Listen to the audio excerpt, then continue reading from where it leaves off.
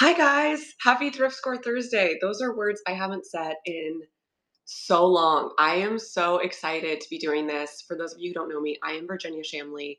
I author the Substack What's Left. It comes out every Thursday and every Sunday morning. And I've had my Substack for about 3 years now. I am also a writer. I work for People Magazine. I'm a full-time staff writer. And I also wrote a book about vintage and thrifting called Big Thrift Energy, which came out over 2 years ago, which is wild. But even before my book came out, I would basically just talk about thrifting all day long on Instagram. And on Thursday mornings, I would always do stories of Thrift Score Thursday. And I stopped doing it for whatever reason, and I'm bringing it back. And I'm really, really excited to be doing it here on Substack because I feel like I don't know, I feel like I found my people here. And there are so many people who appreciate vintage, which is kind of what my Substack is all about. So I figure every Thursday morning, 8:30 a.m. Time might change, but I'm going to try to do 8:30 a.m. because I think that's convenient for everyone. I'm going to go live and share either a haul or I'll focus on like a really cool piece I have, tell you guys about it. And please ask questions if you have them, like about the brand or where I got it or how I knew what it was or if I knew what it was, because that's like the purpose of this. That's why I'm so excited to go live. I want to be able to chat about these individual finds. So today's theme is going to be handbags because I got two really extraordinary handbags at an antique mall last week, which I think we use the term thrift kind of loosely these days. I consider thrifting like actually going to a thrift store, but many times antique malls have items that are the same price as thrift stores, and you can get just incredible deals, especially where I live in Northeast Florida. It's not quite as picked over as like places like LA or New York or even South Florida. So keep that in mind. But I'm also going to show you just some pieces of my handbag collection that I have gotten at thrift stores or estate sales. Okay, this is the first one that I'm going to show you.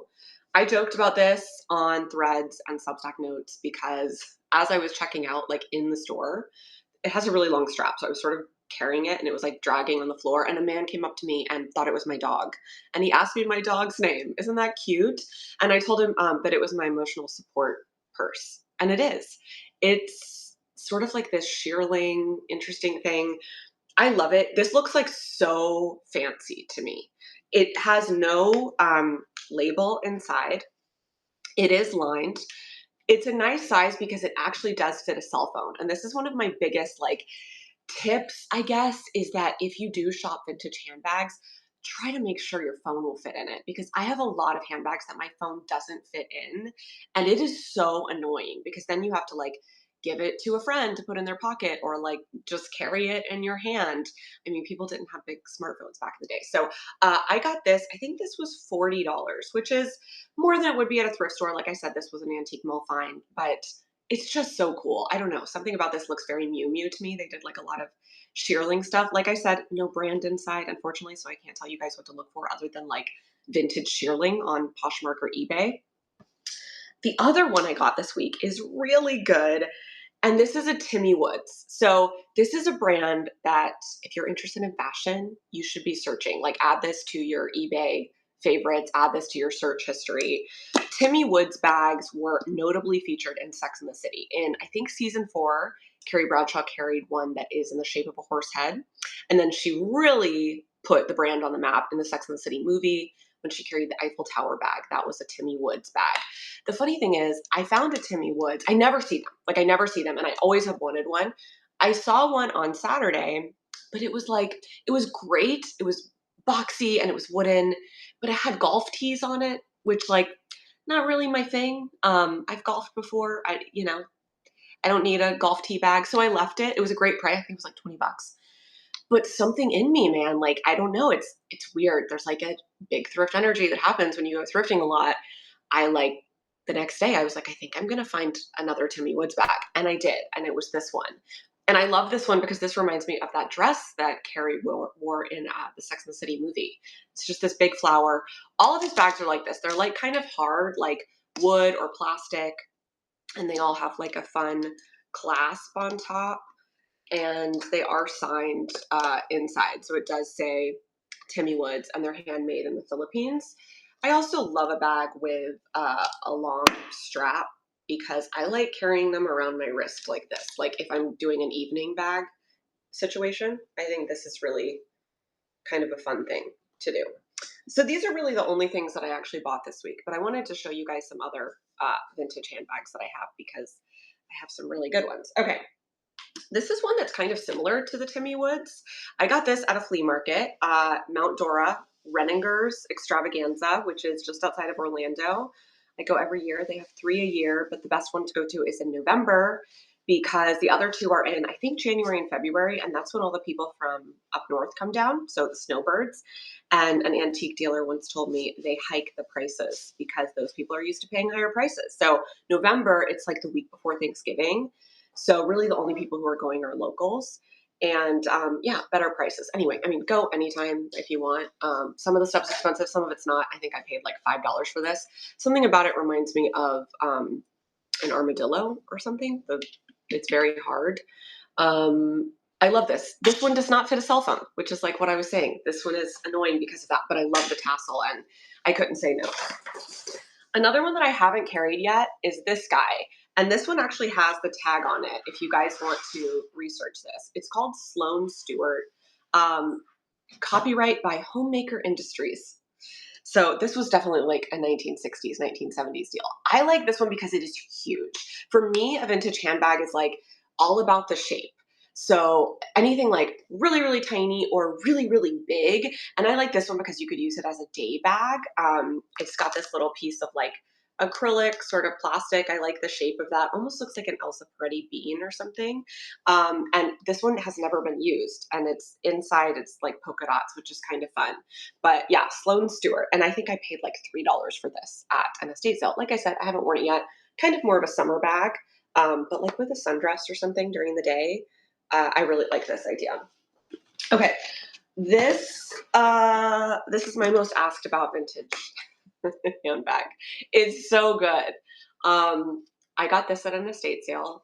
It is a little armadillo. Sometimes people see it in my closet and they think that it's real. It is not. This is like cotton, like a stuffed animal. And it's dated on the bottom, 1996. The brand is Accoutrement. And you can find these on eBay. I see them like pretty frequently. I have some people who follow me on Instagram who have found these and bought them. This one definitely does fit a handbag. The kind of strange thing about this one is it has like it needs stuffing in it, which it comes with. It's almost like a pillow. But so there's not a ton of space inside, even though it looks roomy. And that's because it literally is like a stuffed animal. It has to have all this stuff in it. But this is such a fun conversation piece. And I really love this one because so many big designers recently have done these handbags that are like in the shape of animals. And, they were doing it back in the 90s. So you could like buy the really expensive version for $4,000 that's like leather, or you could buy the 1996 version for like 10 on eBay. And that's really fun. Let's talk about a really good designer one, like big time designer one. Yes, she's real and she's fabulous. This is a Bottega Veneta, really important Bottega Veneta. Obviously, it's got the woven leather, but it also has chains woven into it. It's huge. I got this at one of the best estate sales I've ever been to. It was a home on the water in Ponte Vedra Beach, Florida. This was probably 12 years ago. So I knew what Bottega was. Bottega is obviously a storied brand. They've been around for a long time, but they hadn't yet gone through their renaissance. So I think a lot of people didn't know what it was. This was an interesting estate sale because it was a woman who was very much alive. She was just bored with all of her stuff. And she was like really into designer clothing. And women were coming in with trash bags and just like going like this and just putting everything they could in the trash bag. But for some reason, they passed this one up, and they also passed a Prada bag up. My grandmother bought the Prada bag, which was $250, and I bought this one, which was $60. They still make this sort of like hobo shaped bag, and it's I think $4,200, which is so wild. It's like got all the information inside. It's also kind of funny because this came out in probably the early 2000s, this bag. So obviously it has the Bottega Veneta made in Italy, but it also has this funny pocket for a cell phone, but like not a, Apple iPhone, more like a, I don't know, Razor or something probably. But this is a bag I still use all the time. It needs to be cleaned. It's a little bit rough around the edges, but this was like just one of the best finds. I have also found a Bottega Veneta bag at the thrift store in its original dust bag.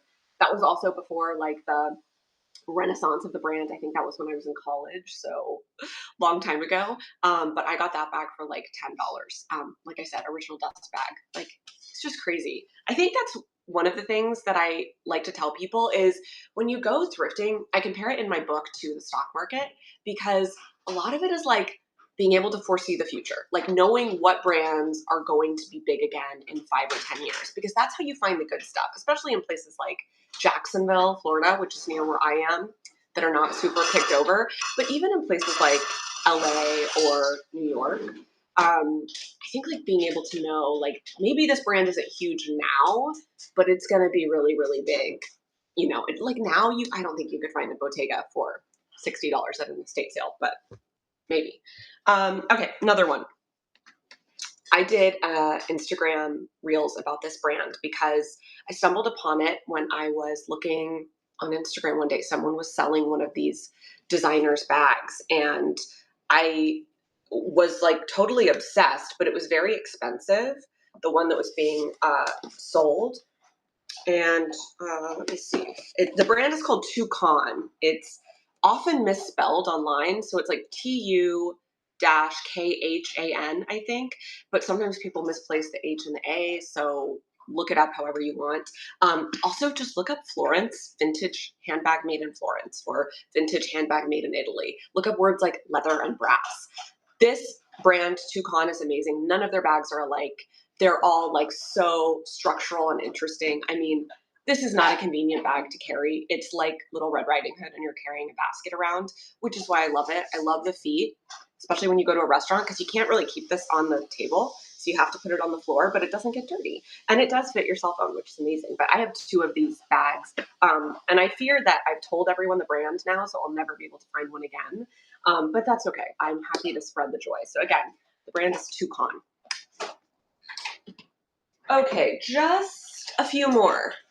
This is another really good one that I got at a flea market. I paid like $5 for this. This actually does fit my cell phone, but it's hard to do.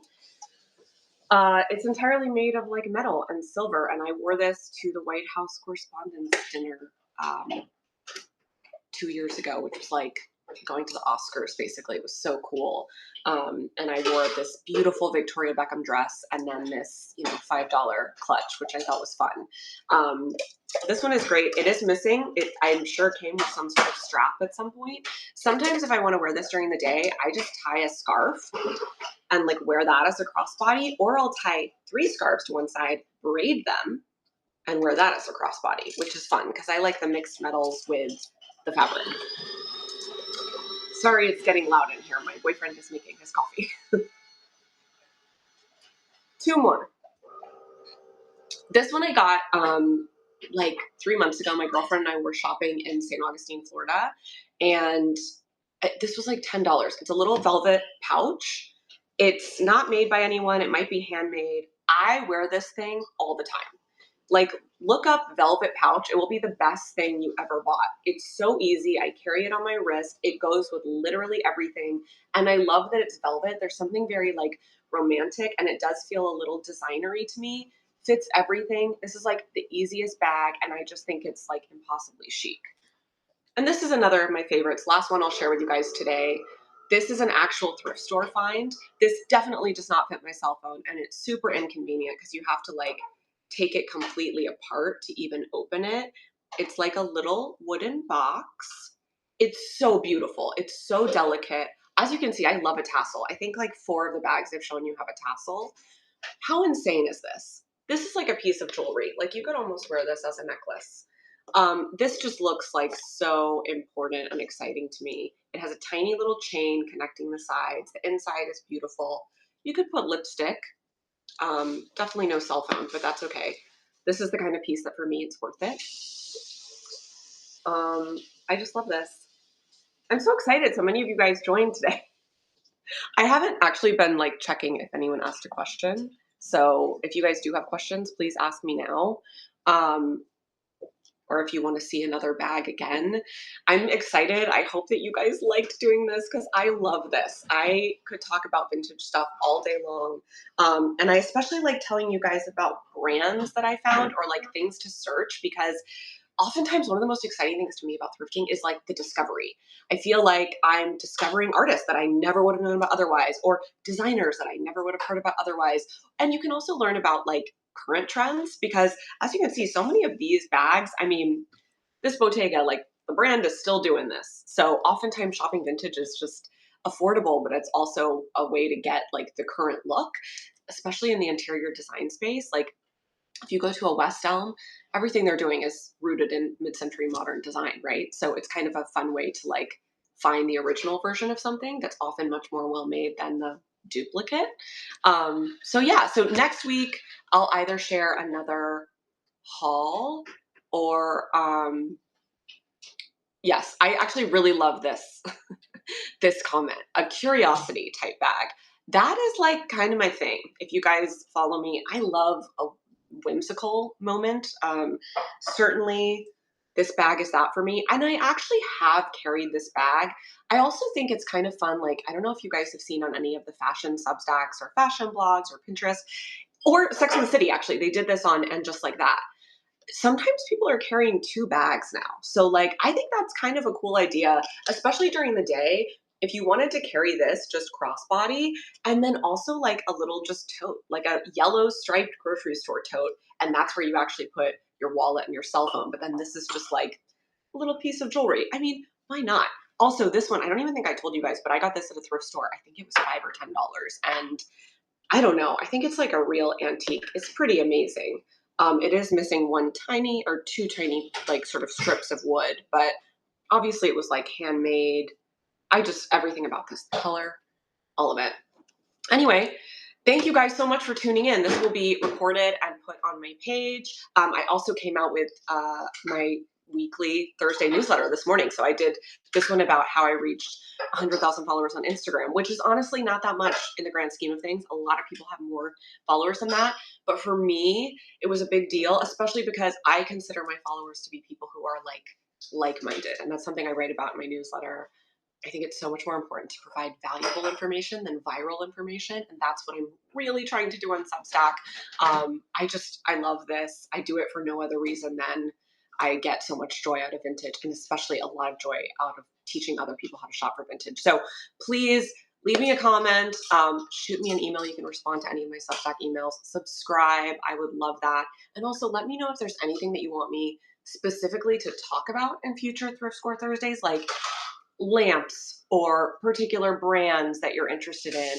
I think that would be really fun. I also think it would be really fun at some point to go live, like from a thrift store or from a flea market, and that might be something we do. And also, I would like to invite friends. I do have a series on my Substack called The Best Thing I Ever Thrifted With, and I have some really cool people in the pipeline for that one, guys. Like, oh my gosh, there's someone that I interviewed that I'm just very, very excited about. So hopefully in the future, we can actually get some other friends here and chat about our finds live and in person. And until then, I will be back next Thursday at 8:30 a.m. Thank you guys so much for joining and subscribe to my Substack. What's left? Bye.